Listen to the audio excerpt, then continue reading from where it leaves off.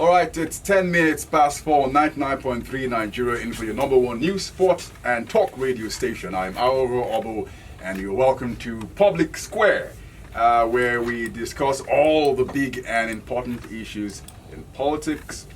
And first on the idea segment with IOB, we'll be looking at President Buhari's Democracy Day speech, which turned out to be his inauguration speech also.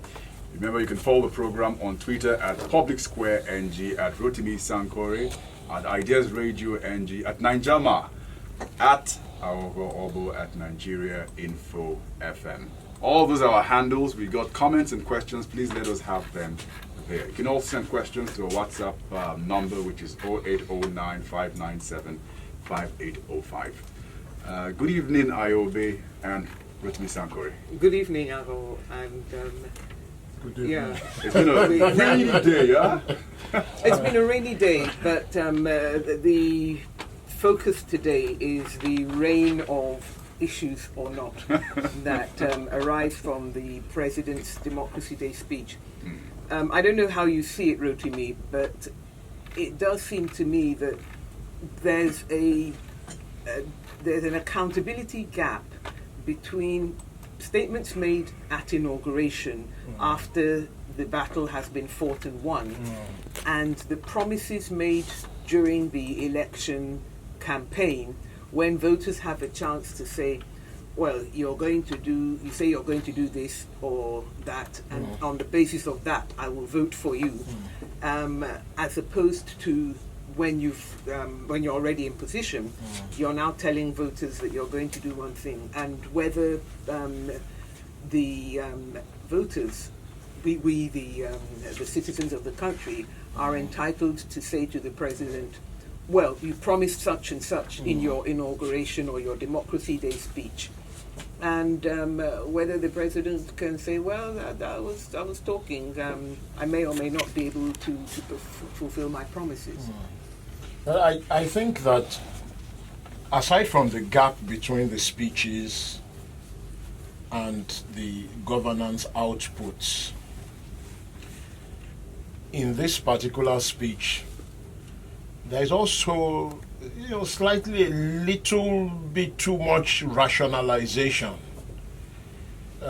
trying to explain away things, even though in other parts of it, the president kind of starts on the right path and is flagging the problems as they are going to come up and then veers off suddenly again. Well, what do you mean? Can you give me an example?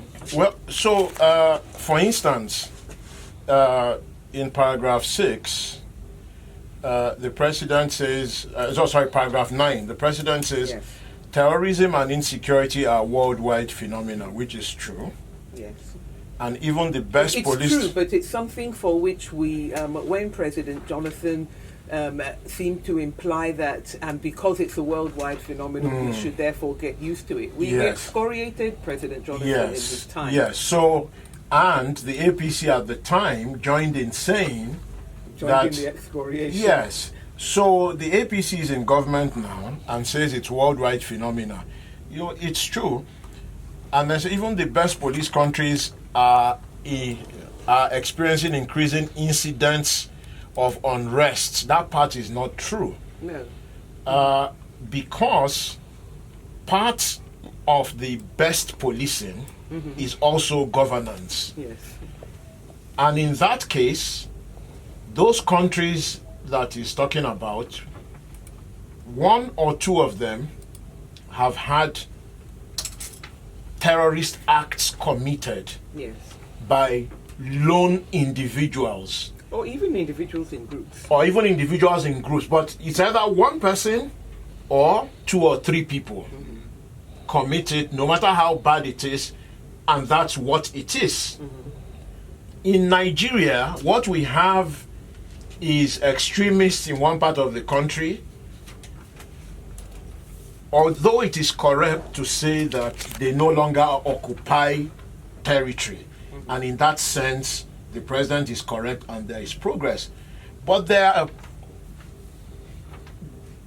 their ability to attack soft targets at will. Yes, but And then on the other side, there are bandits that just seem to operate, and the problem is not so much the insecurity itself, but what costs the insecurity, which is poor governance, underdevelopment, inequality. Well, Rotimi, I think we should recognize that there are going to be criminals in every country. Of course. And so I think that there's an issue of the criminality, and then there's the issue of whether that criminality creates these feelings of uncertainty. I mean, if you go to the United States and you look, if you were to just sit down and look at the figures of people, the numbers of people killed by guns in the United States, you would think they're at war. Exactly. Yes. And yet you don't sort of go to the US and start thinking I'm insecure, my life is at risk. Yes, even but as a black person. Yes, but you also don't it's go not there the feeling US that. that we're comparing. No. The point that I'm making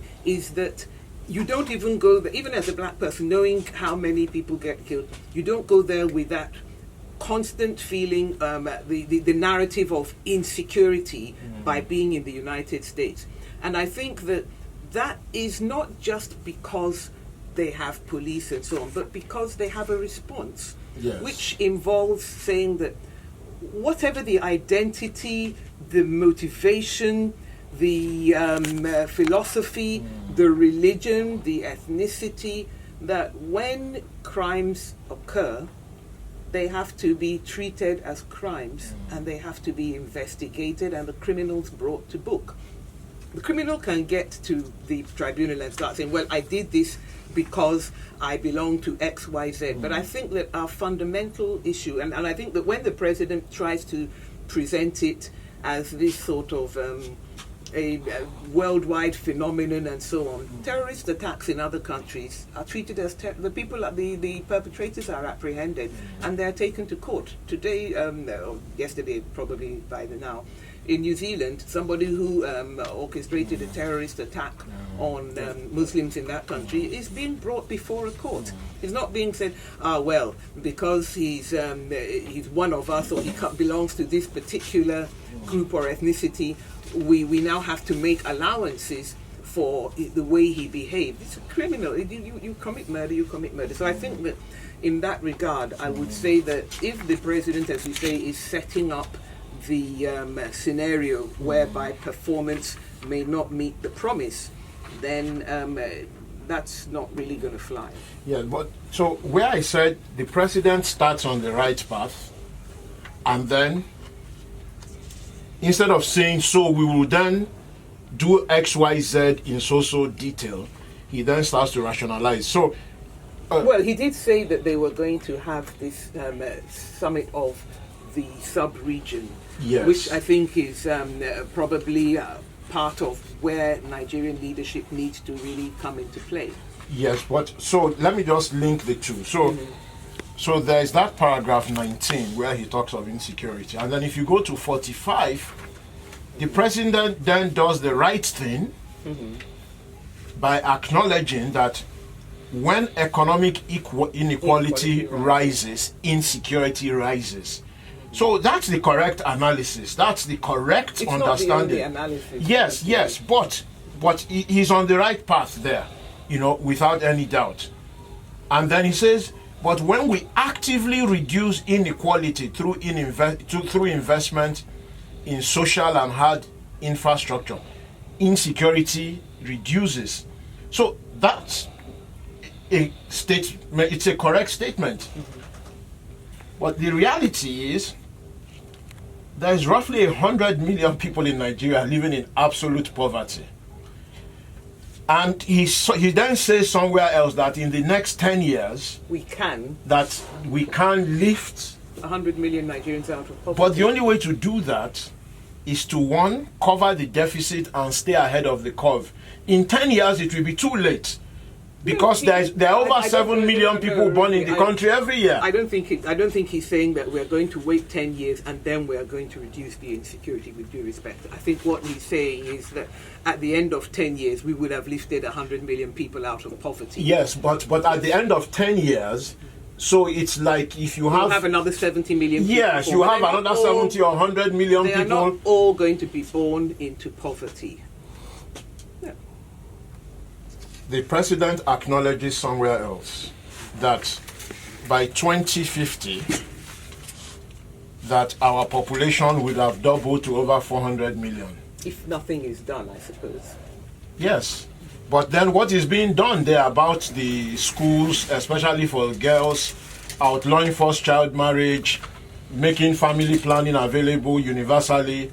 So, it's those kind of things where even when the president starts to acknowledge the problem, states it rightly, states in broad terms, in one or two instances, what could be done, the president... I think, let me say this, because in an ideas, when we're looking at ideas, yes, I mean, and to me, as I said, the main part for ideas is the accountability part of it. Although there are questions of integrity when you make promises, when you make statements, and so on. You are perhaps going into the detail, the minutiae of how these promises, that's the governance and accountability aspect. Well, I mean, there's governance and there's accountability. I'm not saying that the two are totally separate, but I think that I'm not necessarily saying that because the president hasn't said it's time for us to have a population policy,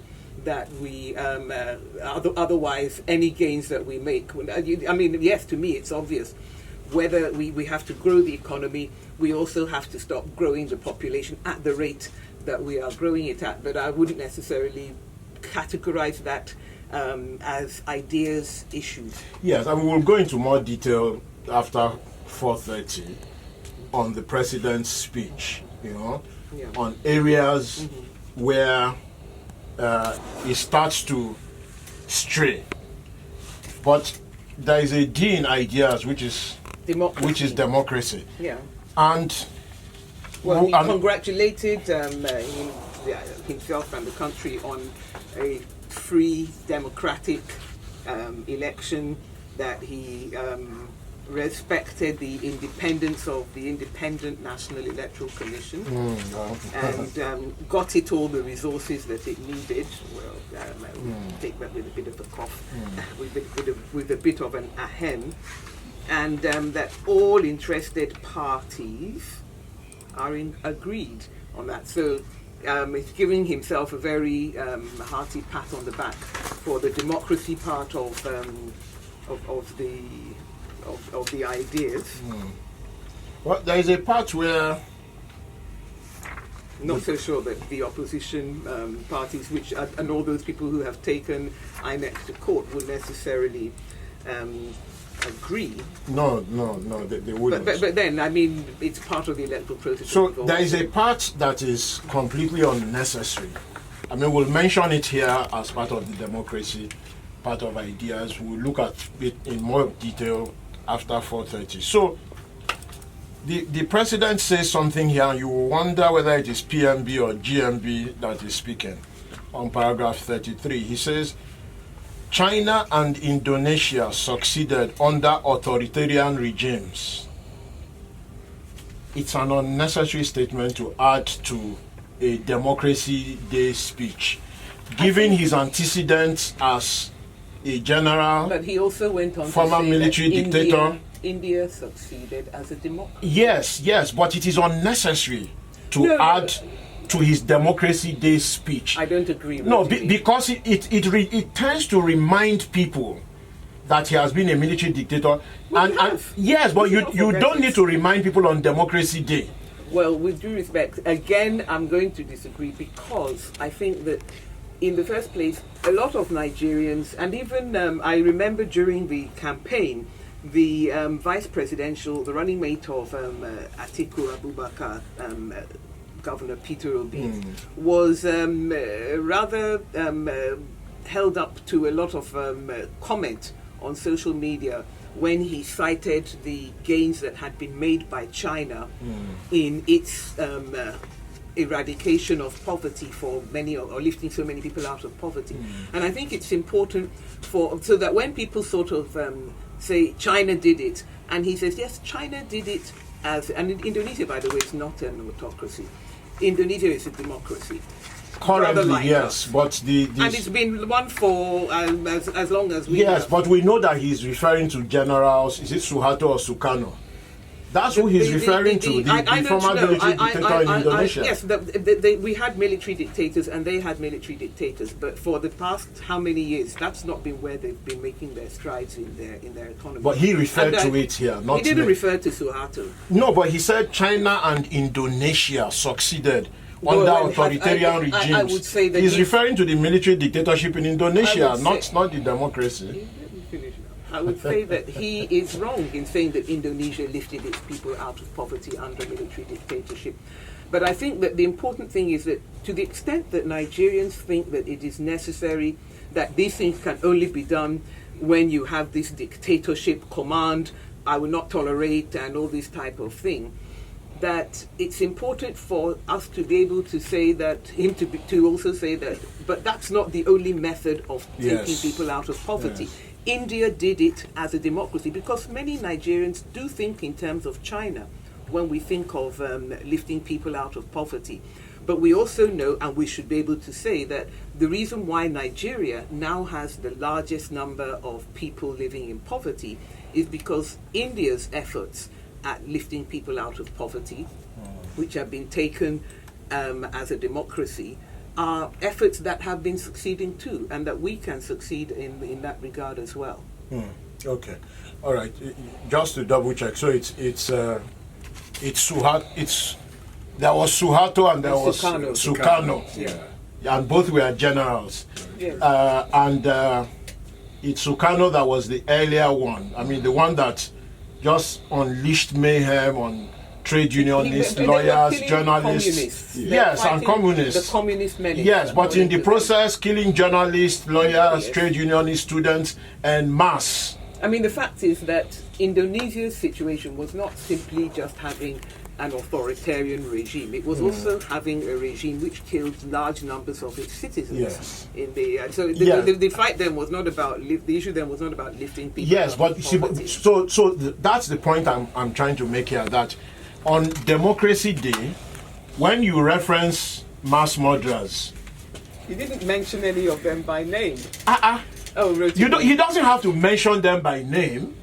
If he says that a country made progress under authoritarian regime, he doesn't have to mention them by name. Just mentioning the country reminds Okay, people that know history. Let me say again, Indonesia did not lift its people out of poverty during the time of dictatorship. Like I said, I'm not the one that said so. I didn't say that. The president said Indonesia did.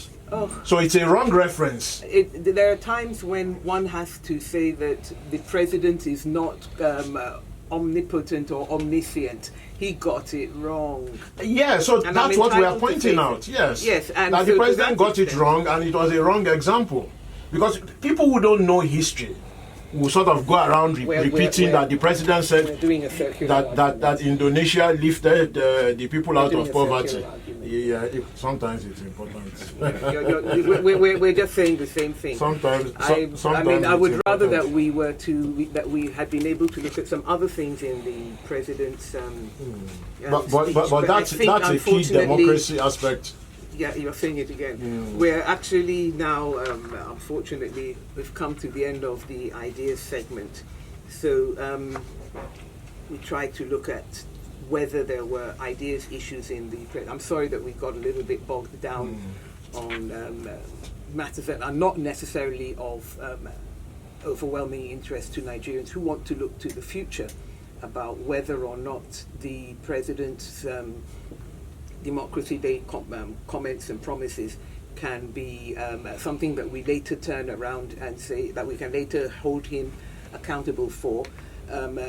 Accountability, of course, goes with integrity, because we do know that in the past the president had said that those promises were not made by me. These ones come from his mouth, but as I said, they come after the event. But on the Ideas segment, we are certainly going, on Ideas Radio, we're going to be looking at the way that the president is going. We are here on Friday, 2 days after the Democracy Day. The Senate has been inaugurated. apparently noticed of ministers has gone. I hope we're not all going to expire of old age before that happens, but I have to say goodbye to you now and to thank you all for listening to Ideas Radio. We shall be with you next week. Check us out on www.ideasradio.ng or follow us on Twitter at IdeasRadioNG. All right, so we'll take a quick break in Public Square. When we come back, the president's speech will be before us. Please stay with us.